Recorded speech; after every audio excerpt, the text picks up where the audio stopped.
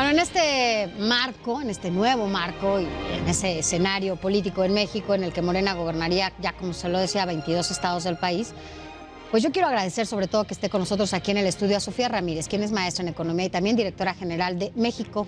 ¿Cómo vamos?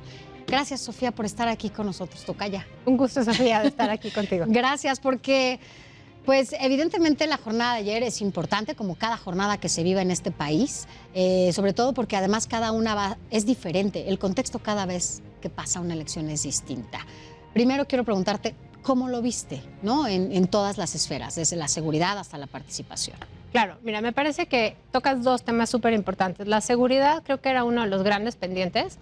Lo platicamos ahorita fuera del aire. Creo que todo el mundo esperaba una jornada similar a la que tuvimos el año pasado, donde se eligieron pues 15 gubernaturas, pero además un montón de municipalidades, que ahí es donde realmente el crimen organizado, el narco local, pues obviamente tiene pugnas intestinas. Sin embargo, este año no vimos eso, entre otras cosas porque solo hubo elecciones municipales en Durango y elecciones legislativas en Quintana Roo, más las 6 entidades federativas, obviamente incluyendo Quintana Roo y Durango, que tuvieron su cambio de gubernatura. La configuración era distinta. Ahora, me parece que en términos de participación hemos escuchado muchísimo pues sí, pero ¿de qué sirve que haya paz si la gente no va a votar? Me parece que son dos cosas diferentes. Sin paz, la condición más básica, la gente no saldría a votar. Punto número 1, creo que hay que reconocer eso. Punto número 2, creo que esto no obsta para que no haya habido crimen organizado metido, digamos, en la selección de candidaturas, pero ese es un paso previo. Muy importante que el día de la jornada no lo hubiera. Pero punto número 3, me parece que es central reconocer que en toda la historia del país, reciente, democrática, pero incluso desde antes, cada vez que hay elecciones muy cerradas, la gente sale a votar. Cada vez que hay algo que esté realmente en juego, por ejemplo, en el 97, cuando fue la primera elección con un IFE entonces autónomo, que ya no dependía de gobernación. Fue muchísima la participación. Lo mismo cada vez que hubo alternancia, en el 2000, en el 2012 y en el 2018. Omito 2006 porque ahí no fue tan alta. Sin embargo, incluso en las intermedias, donde ha habido algo que hacer, como un castigo, por ejemplo, en el 18 de Peña Nieto, ¿no? Perdón, no fue en el 18, fue en el 16. Sí. No, en el 2015. Porque ganó en el 2012. Entonces, la intermedia fue en el 15. Ya las matemáticas no me dan, perdón. En el 2015 tuvimos una alta participación para una elección intermedia, porque veníamos de un escándalo de corrupción brutal, de una masacre en Ayotzinapa, era un voto de castigo muy importante. Entonces, realmente, cada vez que hay algo que está verdaderamente en juego, la ciudadanía, por supuesto, que sale a votar. En este caso, también lo platicábamos, realmente la mayor de las diferencias que hubo entre primer y segundo lugar en esta jornada electoral de ayer fue Tamaulipas, y la diferencia en el puntero y el segundo lugar era de 7, 8 puntos. O sea, estamos hablando de casi 8 puntos porcentuales, que obviamente no te hablan de estas elecciones súper cerradas y por lo tanto pues la gente no sentía que tenía que salir a votar. Pero a ver, es que este también es un fenómeno, ¿no? El hecho de, porque además la participación ciudadana es lo primordial, ¿no? Para cualquier gobierno. Y creo que tenemos instituciones electorales sólidas que te dan la posibilidad de que creas que justamente vas, votas y vale, ¿no? Lo que tú haces. Sin duda. Ha tenido un costo muy alto. Entonces, ¿por qué no sale la gente a votar? O sea, ¿qué pasa? Entonces son los políticos que tenemos, ya nos cansamos de los mismos discursos, ya no creen en ellos, solo a partir de algo que pase fuerte. Entonces sales y castigas a tu gobierno, porque no sales convencido de que crees en esa persona, sales porque vas a castigar a quien está en ese momento en el poder, ¿no? Creo que hay una mezcla de todo lo que estás mencionando, sin duda. En 18 me parece que la gente sí votó a favor de Andrés Manuel López Obrador. Lo vemos todavía en las encuestas de popularidad, sigue siendo una persona sumamente carismática, la gente le deposita su esperanza a él, a su figura, a su persona. Sin embargo, pues también hay votos de castigo, como te refería yo, pues en la intermedia de Peña claramente hubo un voto de castigo. Pero sobre todo me parece que es algo que vemos cada vez. No hay muchas propuestas, sin duda, pero hay una mezcla entre los mismos de siempre, que sin duda estaba sacando las cuentas con información de Twitter de María Amparo Casar y Leonardo Núñez, veía que de los 22 gobernadores de Morena y afines, un tercio provienen del PRI, digamos, 8 vienen del PRI, pero además 16 pasaron por el PRD y 1 pasó por el PAN. Entonces, que no hay novedades. No hay novedades, hay nuevos. Son los mismos cuadros, la gente ya los conoce, porque además, pues obviamente algunos venían del Senado, otros venían pues de ser regidores o ser presidentes municipales o ser legisladores locales. Claro. Entonces claramente sí hay un desencanto, pero tampoco había nada en juego que no estuviera ya cantado, digamos, de manera previa.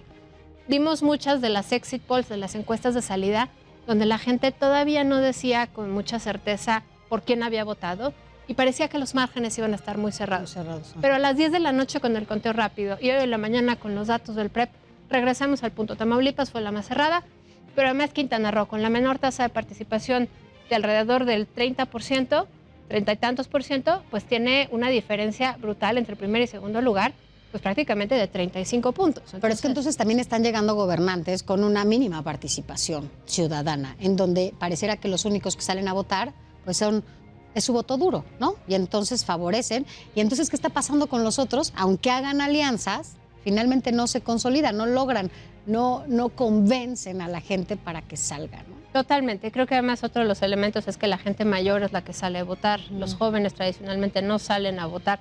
Creo que en el 24 habría que hacer justamente un trabajo de socialización para que voten como quieran, pero salgan y voten y aprovechen este sistema democrático que hemos cuidado y hemos fomentado a lo largo de las últimas décadas, sin duda. Entonces yo creo que me quedaría con eso. Yo creo que lo más importante es reconocer que la diferencia en puntos porcentuales es alrededor del 35-40% en Quintana Roo, donde tuvimos la menor participación, Tamaulipas, la menor la menor de las diferencias, pero también pues con una participación relativamente elevada. Y en general creo que también los rubros que estabas mencionando ahorita de estado por estado no es nada nuevo. Vemos que Oaxaca e Hidalgo son entidades con mucha pobreza. Tamaulipas y Durango no cambian. No pasa nada. Tamaulipas y Durango tienen un problema, digamos, de liquidez y de nómina del gobierno engrosada, entonces pues obviamente tienen poco margen de maniobra para destinar dinero a otros rubros. En el caso de Aguascalientes, pues trae como muy buena trayectoria previa a la pandemia, pero la pandemia les pegó con todo y además en un estado tan chiquito, claro, con tan poca diversificación de la manufactura, pues un problema con las cadenas productivas. Y bueno, pues finalmente Quintana Roo destaca muchísimo porque es un estado que ya se recuperó a niveles prepandemia, tiene las mayores tasas de crecimiento del último año y sin embargo la alternancia, bueno, vino con todo, entre otras cosas porque obviamente hay pues muchísima violencia, muchísima inseguridad. Sí, se ha desatado, ¿no? Entonces creo que cada estado tiene sus peculiaridades. Y un último dato que me gustaría compartir con ustedes es, este año se jugaron alrededor de 12 millones de personas la posibilidad de ir a votar. No quiere decir que hayan votado, pero salieron a votar 12 millones de personas. El próximo año se juega la posibilidad de votar otros 12 millones solo en el Estado de México. Ah, claro. Más los 2,5 millones de Coahuila, ya estamos en 14. Es decir, el próximo año sí va a ser un muy buen termómetro. Y además la cantidad de municipios que tiene el Estado de México. Totalmente. Creo que va a ser no solo el bastión priista tradicional importante, sino que además ahí vamos a ver qué tanto puede movilizar tanto la propuesta de oposición, si es que la encuentran, como la propuesta de pues, alguien que lleve a cabo la cuarta transformación en un segundo periodo. Ahora, finalmente, solo decirte, mientras nos hemos encargado, porque creo que todos en conjunto desde la ciudadanía nos hemos encargado también de fortalecer a las instituciones electorales, ¿no? Tanto locales como ahora la nacional, creo que, por otro lado, las instituciones políticas, ¿no?, se han encargado de hacer lo mismo. Como decías hace rato, cambian de personajes, brincan de un color a otro y vemos lo mismo, las mismas propuestas y demás. A veces pareciera que la gente está de alguna manera solo esperando que les llegue este programa social sin la necesidad de salir a votar, porque además también infundan ese temor de que, bueno, pues si votas por otro, entonces te quitamos el programa. Y es una politización impresionante del voto, cuando es un tema totalmente ciudadano, ¿no? Bueno, además es muy injusto, porque las personas que reciben programas sociales, pues no es que decidan recibirlos. Esta administración además ha caracterizado pues dar programas sociales a grupos, digamos, de manera universal, como las personas de la tercera edad, que son quienes salen y votan. Pero fíjate que si tuviéramos un Estado, o sea, un Estado mexicano que repartiera los bienes públicos de una manera equitativa, democrática, donde hubiera muy claras las reglas de qué necesitas para recibirlos, no tendrías esta compra-venta de votos. ¿Por qué? Porque hoy día tan no funcionan los mecanismos institucionales que lo que acaba pasando es que pues es muy racional que la gente vaya y haga un meeting o vaya y emita un voto, claro, obviamente en función de que le amenacen con quitarle su programa social. Si hubiera reglas del juego claras, padrones muy claros, reglas además para recibir en qué caso y en qué caso no, entonces la gente no vendería su voto, sería mucho más difícil manipularla. Y creo que es injusto porque sobre todo ahorita vemos en Oaxaca pues una tormenta que destruyó caminos, puentes, comunicaciones y realmente pues con la bajísima tasa de participación que no es normal. En Oaxaca normalmente teníamos una tasa por arriba del 50 y ayer tuvimos una por debajo del 40. Sí, estaban enojados, hasta quemaron urnas, ¿no? Pues, luego el INE salió a decir que no, pero entre que son unas cosas y son otras, parte del problema es que están incomunicados, entonces realmente no sabemos. Sabemos que les hace falta agua, sabemos que la Marina está ahí, que no están dando abasto, pero no sabemos bien cómo está la cosa en estos lugares donde realmente sí necesitan el programa social. Claro. Bueno, pues evidentemente el próximo año será también un año importante en materia electoral porque para muchos es la antesala del 2024, ¿no? Esto es un laboratorio.